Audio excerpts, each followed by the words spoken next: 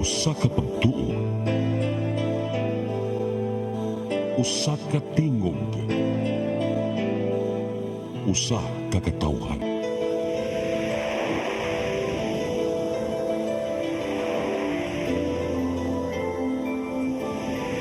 Cebu Catholic Television Network.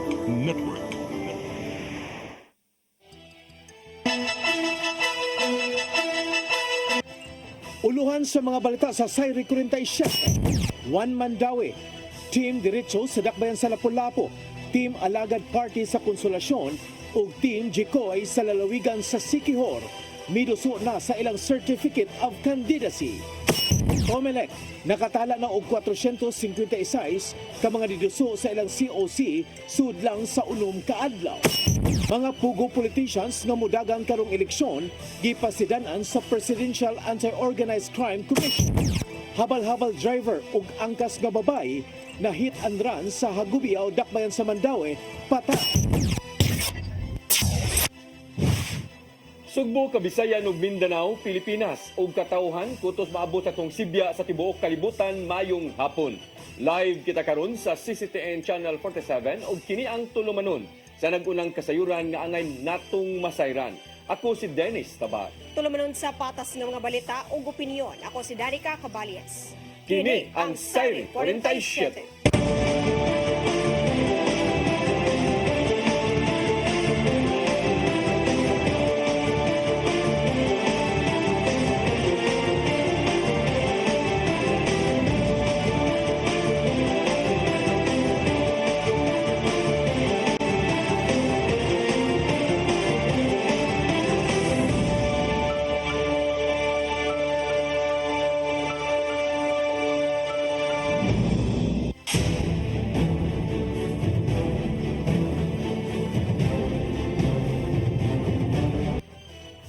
O karon sa kumpletong detalye sa atong mga balita, Juan Mandaue, pinanguluhan ni Congresswoman Emery Lollipop Uwano Dizon o Board Member Tadio Jongki Uwano nisangat na sa ilang kandidatura. Nagkadaiyang proyekto alang sa dakbayan planong ipatuman. Ang kasayuran hiatod ni Mary Rose Sagarino. Nagtapok sayo kaganinang buntag ang mga supporter sa Team Juan Mandaue ngadto sa National Shrine of St. Joseph alang sa misa sa partido og pagkuyog na usab kanila paingon sa pagsangat sa ilang Certificate of Candidacy. Ang Team Mandaue gipanguluhan ni Congresswoman Emery Lollipop Uwano Dizon ug iyang igsuon nga si Board Member Tadeo Jongki Uwano nga mudagan isip mayor. Ang Vice Mayor ni Jongki mao si Acting Vice Mayor ni Risa Son Ruiz ug iyang mga konsehal naglakip sa tulo ka incumbent city councilors nga sila si Attorney Joel Seno, Anjong Uwano Ikalina ug Tingsul Kabahog. Laki pa sa ilang lineup mao sila si Fritz Villamor, kanhi konsehal sa Barangay Upaw, kanhi mga konsehal sa Dakbayan nga sila si Ben Basiga ug Procopio Villanueva, kapitan sa Barangay Tabok nga si Dario Tariman, kapitan sa Barangay Pagsabungan si Asterio Babul Suson, kapitan sa Ibabaw Estancia nga si Romulo Tingi Chavez ug kapitan sa Barangay Basaka si Iping Jano. Samtang ang ilang board member mao si Attorney Nilo Olinseno. Kung hatagan og higayon, pipila sa prioridad nga proyekto nga tutukan mao ang pagtukod og bagong hospital, pagpalambo sa panlawas ug pagtukod og kampo sa Mandaue City College og problema sa baha. Nakita ta sa post sa social media, best in tax collection, dato kay Ciudad Mandaue, the sixth wealthiest city outside of Manila in terms of asset. Pero nganong ang sa health with regard sa modern hospital wala, sa atong Mandaue City College wala. So it should be translated adto sa mga tao through service. Di ba nya sa mga barangays kumusuroy mo, wagi mga tambal sad.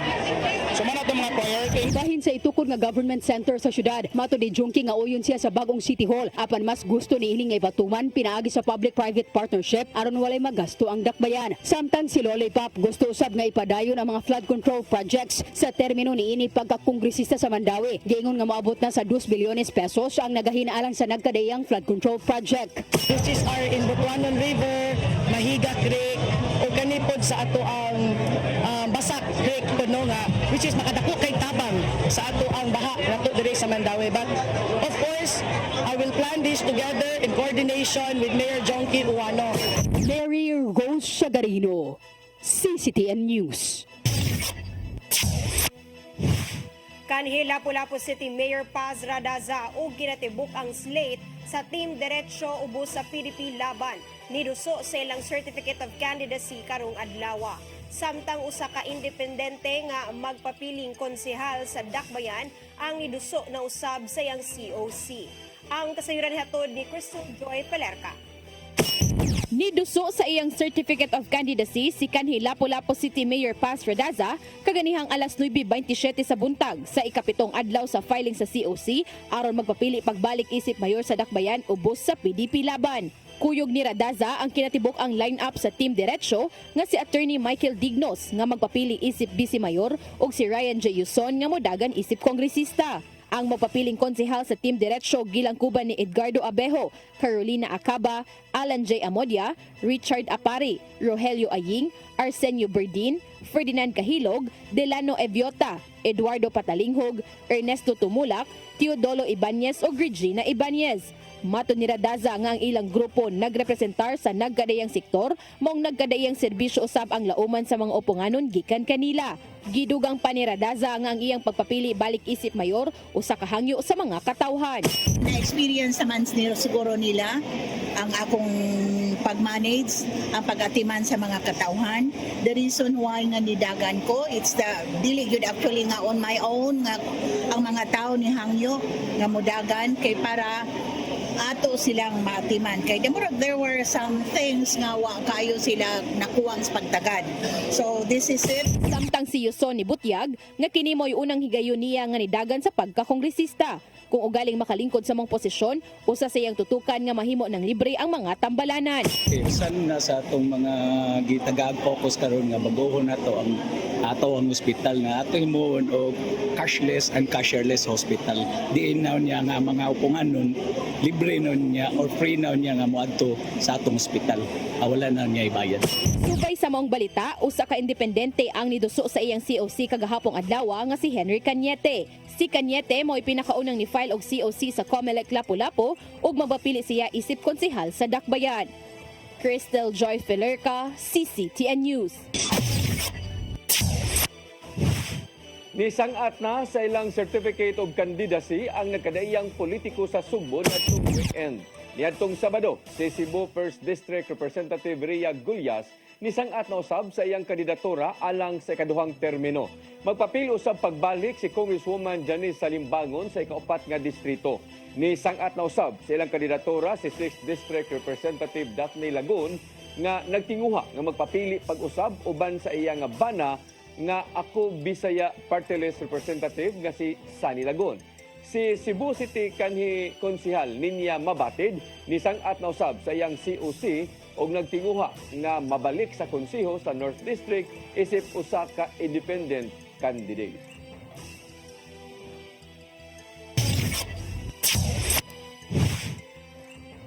Sa Partido Federal ng Pilipinas, Partido Sikihudnon, Team Jekoy miduso na sa ilang Certificate of Candidacy sa Siquijor Provincial Comelec. Bukal Erson Digal sa 1st District sa lalawigan sa Siquijor magpasubli sa pwesto.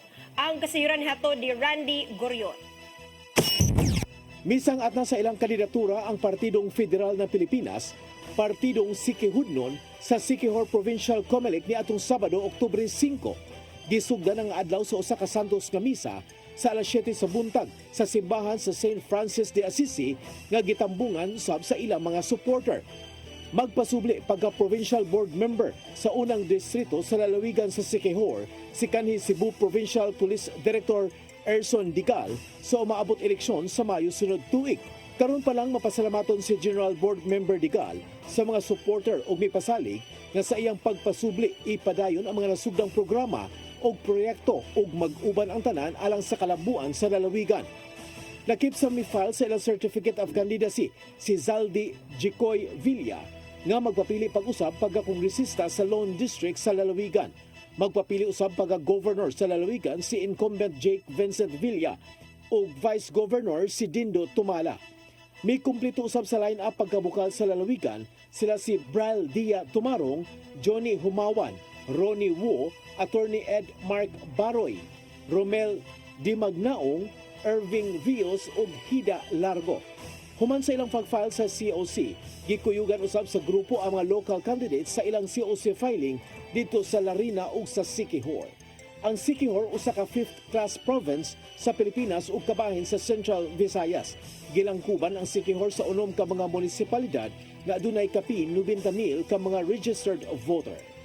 Randy Gorion, CCTN News. Samtang sa ring balita, Team Alagad Party, pinanguluhan ni Consolacion Mayor Teresa Nini Aligado, ni sang-at na usab silang Certificate of Candidacy ni adtong Sabado.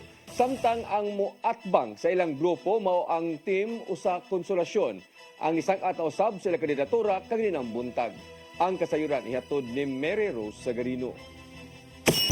Nisangat sa ilang kandidatura ang Team Alagad ni atong Sabado, pinanguluhan ni Mayor Teresa Nene Aligado nga magpapili gihapon pagkamayor. Ang Vice Mayor ni Aligado maong iyang anak nga si kanhi Mayor Joannes Jojo Aligado. We know that Consolacion has been progressive since her start, no? Since the start of her stint, we have seen the change already of Consolacion. She made a difference actually. So we are here to show that we support her and we believe in her. We believe in her visions and dreams for the town, and we don't need new ones because this group Team Alagad is already a dynamic one. Ang mga konsihal ni Aligado naglakip sa tulo ka incumbent councilor nga sila si Ben Ermac, Fred Herrera ug Leo Napoli. Uban pa sa iyang lineup mao si Don D. Quizon, Victor Maglasang, Miko Uwano, Eli Palang ug Rex Pipito. Kung hatagan og higayon nga mapili pagbalik, matod ni Nene Aligado nga padayong ipatuman ang mga dagkong proyekto nga naglakip sa 25 ka hektarya nga International Container Port ug ang 235 ka hektarya nga reclamation project sa Barangay Tayod. Siya niingon nga mga proyekto dakong ikatabang dili lang sa Consolacion, lakip na sa probinsya sa Sugbo. Alang sa solusyon sa trapiko, si Aligado niingon nga aduna nay gisugyot nga pagtukod og skyway gikan sa Sinapro sa Mandawi City paingon sa Barangay Pitugos sa Consolacion. Alang sa panlawas, matod ni Aligado nga hapit na mahuman ang ikaduhang Rural Health Unit nga gipunduhan sa munisipyo. Matod niya nga gusto sa Department of Health nga himuong modelo ang bagong RHU ug sila mismo ang maghatag sa mga ekipo ug personnel. Ang Dakbayan nagpahigayon usab og caravan of services sa lain-laing mga barangay. I'm very proud to tell you that when I entered office, the what do you call this? Poverty index was so high. In fact, almost 1/4 of 1%, 27%. And I'm very proud to tell you we are now on a single digit. That's why you can, if you move around, you can. Our PPP beneficiaries are so little. There are. I mean, yes, the 4Ps beneficiaries so little because the life of the people now is a bit better and best, and I want to continue that because with the modalities that we have applied, with the interventions that I have applied, it really had an effect on it. Samtang kaganinang buntag, niduso na usab silang Certificate of Candidacy ang Team Usa Consolacion nga moatbang sa Team Alagad. Kini gipanguluhan ni Bliselda Bingol Vilio, kanhi konsihal sa munisipyo ug kapitan sa Barangay Tayod. Ang Vice Mayor ni Vilio mao si Ian Rose Bihag. Samtang ang iyang mga konsihal naglakip nilang Annalie Gungob, Aba Sanchez, Diosdada Gilsek, Restituto Jun Kongsun Jr., AB Singuran, Edmundo Mushi Maxilom ug Julian Coyos. Saad sa grupo mao ang bago ug mas maayo nga konsolasyon. Lakip sa ilang prioridad ang pagsulbad sa trapiko sa lungsod. Negotiate with people who are expert in traffic management, and I will ask them to help us in planning how that traffic problem can be solved.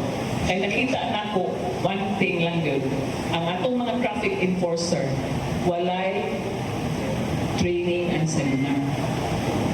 They don't know how to direct the traffic. That's only one of the problem. And also, the barricades in the middle of the road is a very big problem also. So we have to do something about it. We have really to study. Dugang pa ni Vilio nga aron mapalambo ang trapiko, kinahanglan usab magbutang og daghang traffic lights ug mabansay usab pag-ayo ang mga traffic enforcer kung unsaon pagdumala sa trapiko. Dugang pa sa grupo nga gusto nilang magbugna og Consolacion Traffic Management Board aron makatutok sa pagsulbad sa problema sa trapiko. Matod ni Vilio nga tinguha sa ilang grupo nga mas mapaduol ang gobyerno ngadto sa katawhan ug mas mapaduol ang mga serbisyo. Muna ang akong mga konsihal, kani sila akong mga kauban, akong ini silang isultihan. Ang kaning atong mga titulo, kaning atong mga alamtik sa hunahuna, dili ni siya mabutang kausa kung dilitan mo trabaho.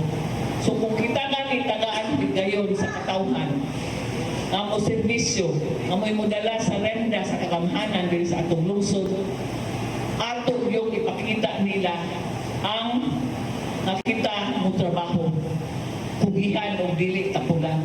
Kinahanglan taksa-taksa kita mo trabaho gayon para sa katawhan nga nihatag sa ilang kumpiyansa diri kanato. Ato nang suklian og trabaho, trabaho, trabaho para sa better consolation.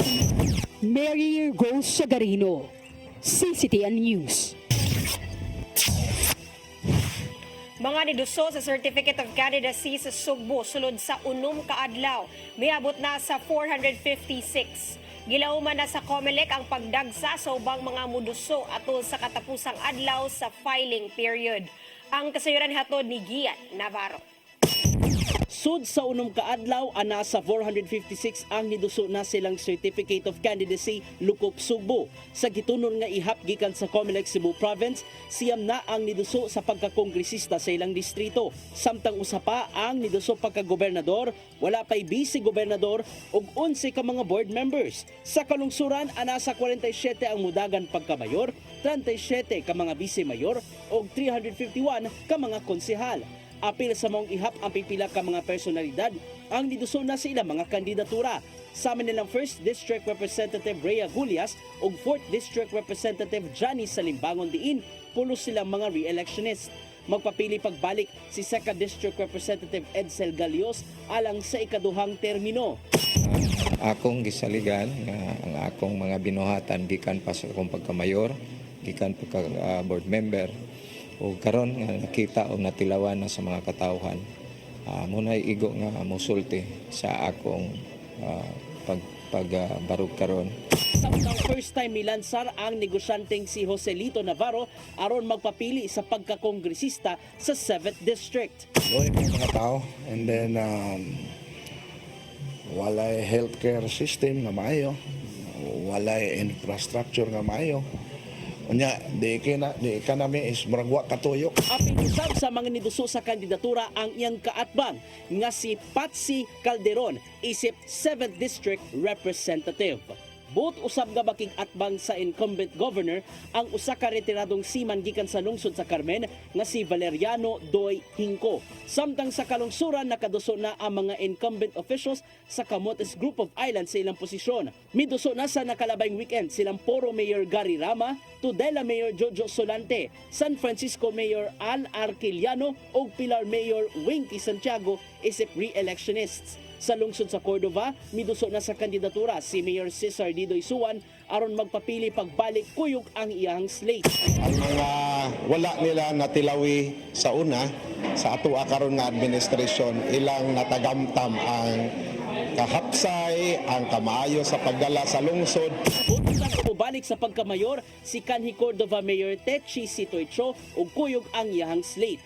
Tud kay modagsa naman ang mga mukandidato sa katapusang adlaw sa COC filing, adunay painumdum si Attorney Marshall Sarno ngadto kanila. Kinanan kumpletuhon daan ang ilang mga requisitos uban sa 5 ka kopya sa COC forms. So far noon, as to the influx sa kanang kandidato or aspirant, kaya ra sa ato ang opisina. Dili lang diri sa itong opisina kundi dito sa opisina sa laing dapit sa si province of Cebu. Navarro, CCTN News.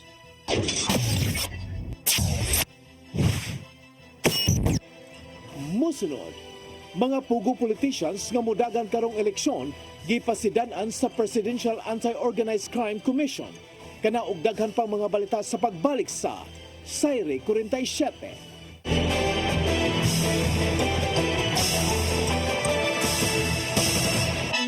Start today. Unlock the secret to a healthier you. You're worth it. Health is wealth. Health plus. Easy flow. Health Mix Plus. Health is wealth.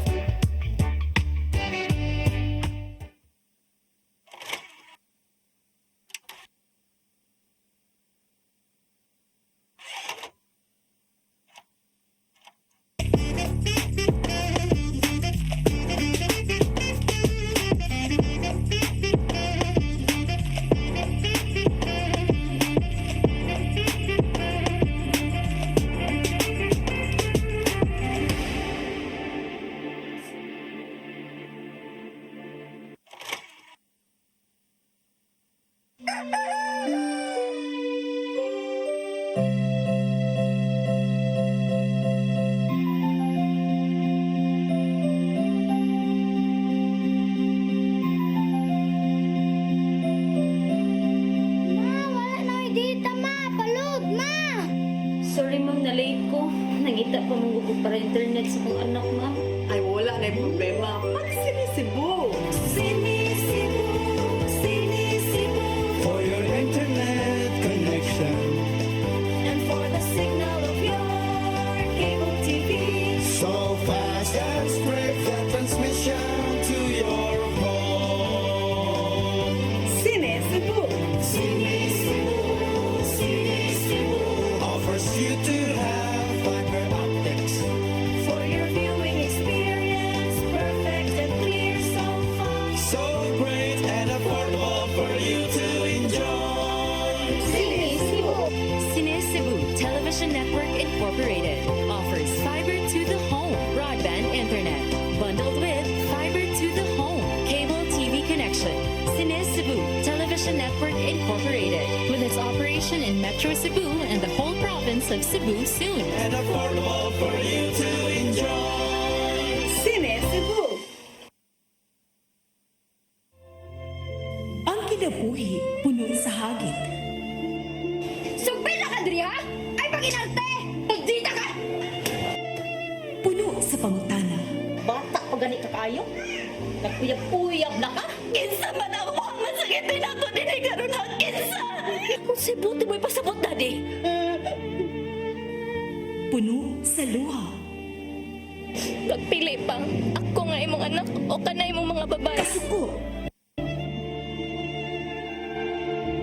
Yung ano pa? Ano ito ka ni Papa? Apan bisan mangitbit pa ang imong kalibutan, aduna pa'y nagpahiping kahayag. Aduna ka pa'y kasumbungan. Mga lama, hanap na. Dear Tatay, Tunog na unlod na. Nganong handungan. Wailaing pagi aron masabtan nato ang Biblia. Kinanglan nga doon na tayo relasyon kang Isus. Hangtod sa layan natong panaguban, daghang salamat siya. Tunog na unlod na.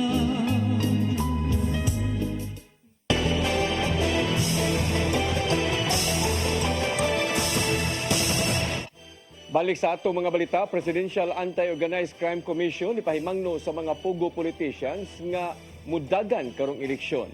Sila mao ang mga kandidato nga gipaluyuhan sa mga pugo operators. Ang kasayuran ihatod ni Gian Navarro. May pahimangno ang Presidential Anti-Organized Crime Commission sa publiko nga magmatngon sa mga politikong nagpaluyo sa POGO operations kon POGO politicians. Gilao maninuon sa PAO nga adunay mga mukandidato karong eleksyon 2025 nga gipaluyuhan ra usab sa Philippine Offshore Gaming Operators aron mapunduhan ang ilang kampanya. Sumapa ni PAOK spokesperson Dr. Winston Casio nga posibleng nagpahipi ilang ang mga Chinese criminal syndicates ngadto sa mga aspirants sa gidaganang posisyon. Dugang pa niya nga adunay mga pogo nga nagpadayon lang sa pag-operate o nakabaton gani og dugang pang mga trabahante. Kinibisan pa man og nimando ng daan si Presidente Ferdinand Bongbong Marcos Jr. nga ihunong ang tanang pogo sa dili pamahuman ning tuiga. Sumapasab ni Casio nga laumang adunay pipila ka mga pogo operators ang niikyas sa laing dapit aron padayunon ang ilang negosyo. Nabutyag ni Casio ang posibilidad sa pogo politics subay sa nagpadayong Certificate of Candidacy filing period sa Commission on Elections. Daan ang mitataw ang COMELEC nga dili pa sila mo cancel diha dayon sa mga COC sa pogo politicians gawas lang kung adunay desisyon gikan sa mga hingtungtang korte. Gian Navarro, CCTN News. Hepe sa Police Regional Office 7 mimando sa tanang station commanders ug city and provincial police directors nga pahugtan ang seguridad sa mga buhatan sa COMELEC. Kinisubay sa napanglantawan sa pagdagsa sa mga tao ug sa mga kandidato atol sa katapusang adlaw sa COC filing. Ang kasayuran hatod ni Arnold Bustamante. Napanglantawan karon sa kapulisan sa Central Visayas nga sa ang daghang nga mga tawo sa katapusang adlaw sa filing sa certificates of candidacy sa mga buhatan sa Commission on Elections ug COMELEC ug mga adlaw. Tungod ni ang Police Regional Office 7 Director Police Brigadier General Antonio Abirin ni pagabas og kamanduan sa tanan niyang ground commanders nga pahumtan ang seguridad sa COMELEC. Mato ni Police Lieutenant Colonel Jerday Spilare, spokesperson ni Police Brigadier General Antonio Abirin, happy sa Pero 7 nga nakita nga gamay pa ang ni-file sa mga COC sa nang labay nga mga adlaw ug dako ang posibilidad nga magdasok ni sa katapusang adlaw. Dili lang ang buhatan sa COMELEC ang ilang hatagan sa seguridad, lakip na ang mga lugar diin magtapok ang mga supporters aron ipakita ang ilang puwersa. We are going to beef up our security in COMELEC areas, including areas of convergence. Kay what we have observed is that pati ang ilaang mga supporters accompany them during the filing. But since we have already put in place security coverage gikan atong October 1, in fact, as of now, we are still on a heightened alert status, then we will just continue with this kind of security coverage sa last day sa filing of suit. Sa linggo ng kapulisan nga malnawn ra ang mao nga katapusang adlaw sa filing sa COC, bisa pa man nga mag-abot ang grupo sa mga nag-atmang sa politika, saglit mao man usab kini ang ilagan na bantayan sa nanglabay nga mga adlaw. Subling gipahibaw ni Pilare nga humanon niya sa filing sa COC sa mga kandidato, din hinamahibawan kung doon ay mga kabanay sa mga pulis personal nga nidagan sa nagsikabot nga eleksyon. Gibutyag sa pulis official nga doon nag-reshuffling sa mga personel lang mahitabo, inagsugod na sa election period, apan temporaryo lamang kini sanglit ibalik ra sab siya siyang naandan nga pwesto human sa piniliay. Yes, it has always been the policy of the Philippine National Police na pursuant to our policy nga mag-observe yun of neutrality, ang katong mga naiparinte na police, nga mga kandidato, they will be transferred temporarily during the entire duration of the election period. Di pa nagurusam sa Pero 7 nga mahatagan sa seguridad na matag kandidato, kinisubay sa kamanduan ni PNP Chief Police General Romel Francisco Marbil. Ang Pangulo sa Kapulisan nagpadayon ng gihimong threat assessment sa tanang mga kandidato aron masayran nila kung sa kadako ang hulga silang kinabuhi. Doon giandam ng unit ang Pero 7 nga may mohatag sa seguridad sa mga kandidato nga mao ang Police Security and Protection Unit. Arnold Bustamante, CCTV News. Training alang sa mga election personnel palig-unon pa sa Commission on Elections uban ang Commission on Higher Education.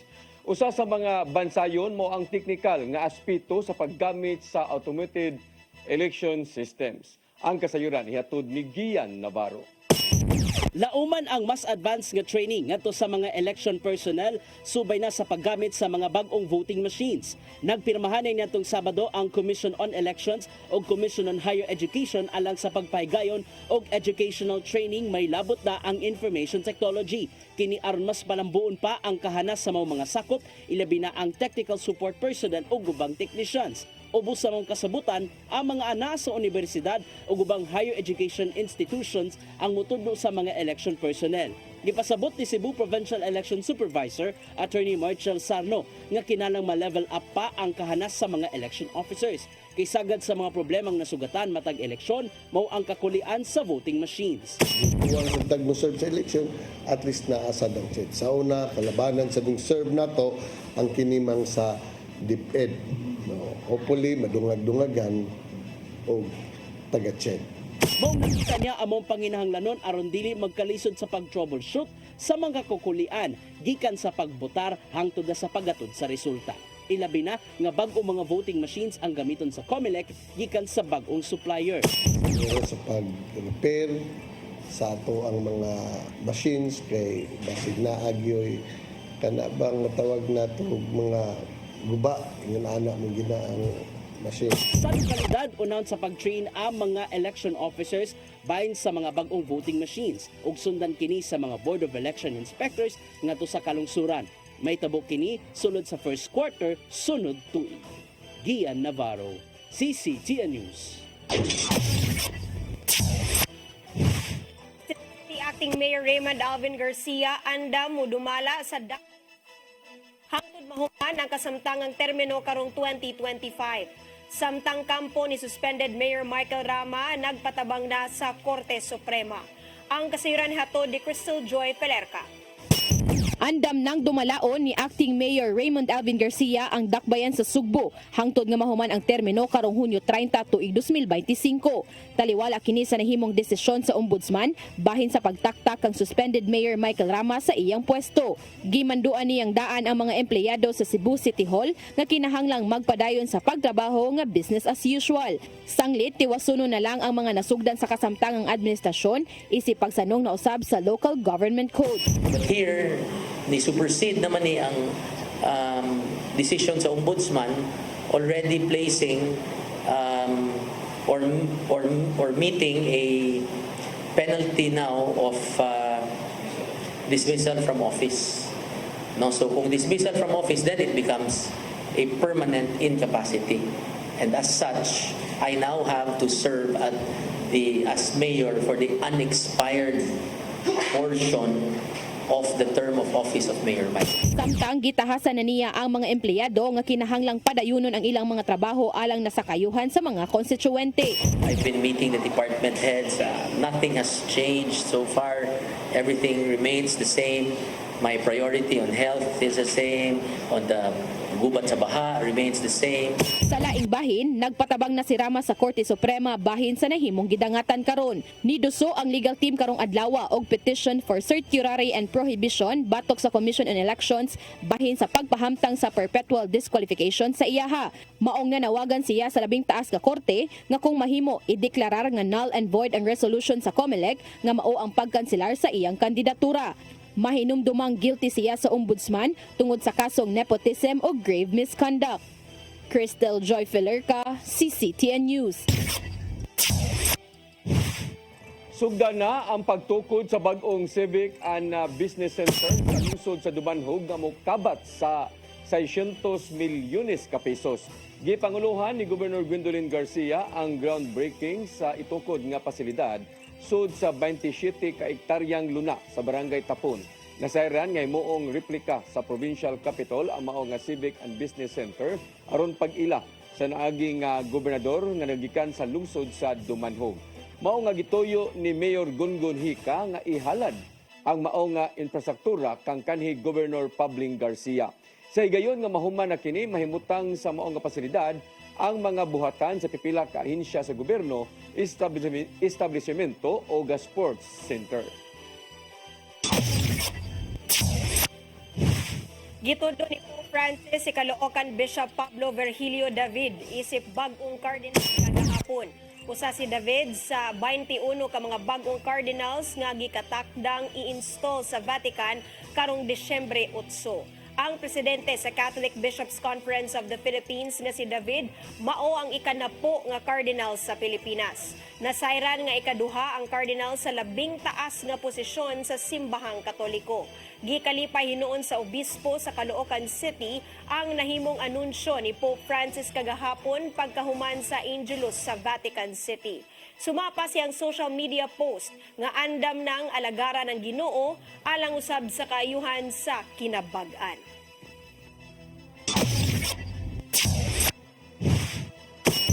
Mosunod, habal-habal driver ug angkas nga babay na hit and run sa Hagubiaw, Dakbayan sa Mandaue.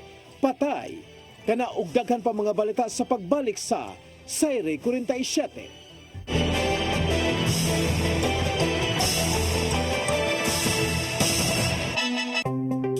Discover the beauty of the Philippines.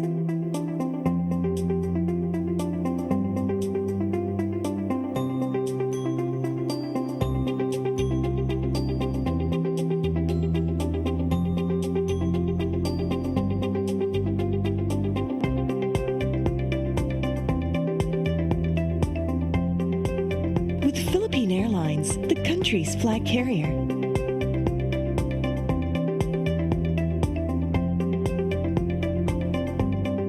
The airline that lets you feel the warmth of the nation.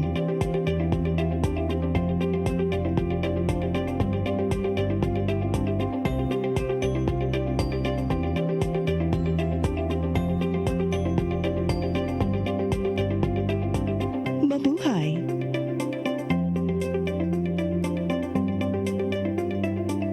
Migo George! Oh, ako? Naunsa man yung tanawa niyo? Kalma lang. Kalma lang ni Godido. Sira ko dito. Ano mo sa susili? Sa'yo na lang. Oh, kano sa ba ka mo mabutan? Murag mao siguro na inyong hiwata. Oh, pagdagsa mo ni.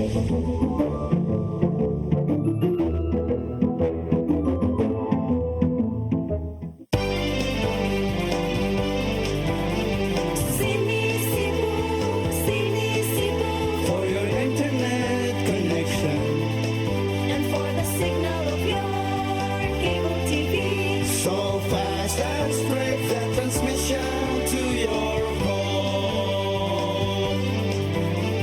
Sini Cebu offers you to have fiber optics for your viewing experience, perfect and clear, so fast, so great and affordable for you to enjoy. Cine Cebu Television Network Incorporated offers fiber to the home broadband internet bundled with fiber to the home cable TV connection. Cine Cebu Television Network Incorporated with its operation in Metro Cebu and the whole province of Cebu soon. For your internet connection and for the signal of your cable TV. So fast and straight that transmission to your home. Cine Cebu offers you to have fiber optics for your viewing experience, perfect and clear, so fast, so great and affordable for you to enjoy.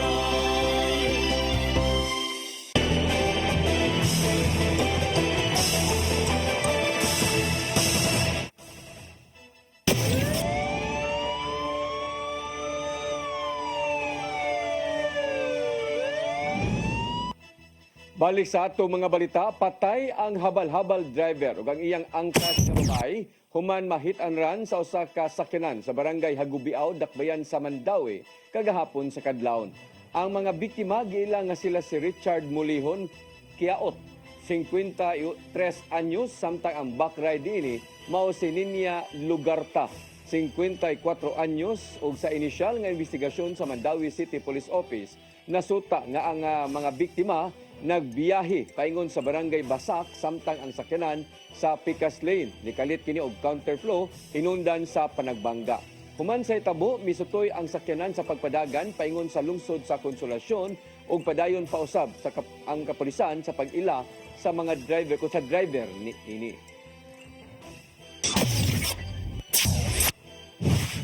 Patay ang usa ka batanong lalaki nga nagduwa og billiards human po sila sa wala pa mailhing mamumuno niadtong Sabado sa gabi sa Sitio Lawis, Barangay Pasil ning Dakbayan sa Sugbo. Nakaangkon og samad pinusilan sa ulo si June Ryan Concha Ramas, 21 anyos, mulupyo sa maong dapit. Sa investigasyon sa Sawang Calero Police Station, usa ka lalaki ang nagsulob og itom nga jacket ug itom nga short pants ang niduol kang Ramas ug galit lang nga namusil sa ulo kaduha ka higayon. Dali nga misibat ang gunman sa wala matino nga direksyon. Migawa sa investigasyon nga usa ka drug personality ang maong batanon.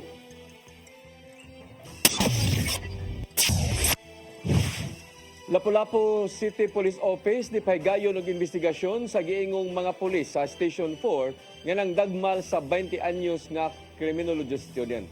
Ang kasayuran ihatod ni Crystal Joy Filerca. Sa Facebook post ni Ikong TV, gisaysay niini ang nadangatan sa iyang 20 anyos nga pag-umangkong lalaki kinsa giingong gidagmalan sa mga pulis sa Lapu-Lapu City Police Station 4. Ang biktima usa ka criminology student nga mo'y gipasinganlan nga mo'y nagkuha sa chainsaw ug bike nga nawala sa panimalay nga iyang gibantayan. Base sa post, ang maong panimalay nakawatan ug ang mga nangawala nga gamit mao'y nakuha. Sa pagpablatter sa tag-iya sa panimalay ngadto sa Station 4, gipaangkon sa kapulisan ang biktima ug giingnan nga kung dili kini mutug-an siya mao'y himuong sospek. Tungod kay wala kini giangkon sa biktima, didto nagsugod ang pagpanagmal kaniya. Gi-drug test usab ang biktima ug dakong katingala nga nagpositibo ang resulta niini, hinungdan nga siya gipusasan. Apan usa ka tawo ang miingon nga adunay sayop maong dali siyang gibuhian. Ang maong tinun-an kasamtangang ana karon sa Karahay Hospital. Samtang si Police Colonel Dayan Agustin, ang officer in charge sa Lapu-Lapu City Police Office ni Butyag, nga wala pa sila'y nadawat nga formal nga reklamo kabahin ni ini ug nakakuha lang og impormasyon pinaagi sa mga Facebook post kagahapong adlaw. Dugang niya nga ang maong insidente nahitabo ni adtong adlong Biyernes apan wala pa masuta kung unsang orasa kini nahitabo ug pila ka pulis ang nalambigit ni ini. Apan sigun pa niya nga bisan og wala pay pamilya sa biktima ang nagpablatter, gimanduan na niya kaganihang buntag ang City Investigation and Detective Management Unit nga paimbestigahan ang mga pulis sa Station 4 aron masuta kung aduna bay kalapasan nga naangkon ang mga pulis nga giingong na nagmal. Conduct in-depth investigation dyan. Kasi kung talagang may paglabag, kung meron mang paglabag talaga sa ating mga kapulisan, ibibigyan natin ng kaukulang karampatang aksyon o kung ano man ang recommendation niyan, parusa, ibibigay natin sa kanila. Crystal Joy Filerca, CCTN News. Duha ka mga lalaki ang gibalhog sa Mabolo Police Station. Nawat og duha ka kilong isdang budburon ug sundang sa merkado sa sitio San Roque, Barangay Hipodromo, Dakbayan sa Sugbo. Gila ang mga dinakpan nga silang John Jomar Cañete, kasamtangang nagpuyo sa Barangay Tejero, ug John Clifford Villamor, residente sa sub sa Dapit. Samtang ang tag-iya sa isda nga gikawatan mao si Editha Bargamento Patalinghog, 48 anyos, taga sitio Lawis, Lorega. Nailhan niya si Villamor kay iya kining silingan ug iya gyud kining ikiha. Nakuha hinuon ni ini pagbalik ang mga isda nga mokapin sa 2 ka kilo nga mobalor og 320 pesos. Giangkon hinuon ni Villamor ang salaod ug mitugan nga tungod kay gipanggutom human sa inom maoy hinungdan nga ilang gikuha ang isda.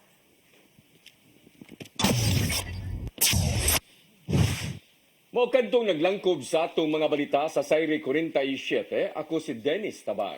Ako si Danica Caballes, hangtod ugma sa inyong paboritong tulumanon. Sayre 47.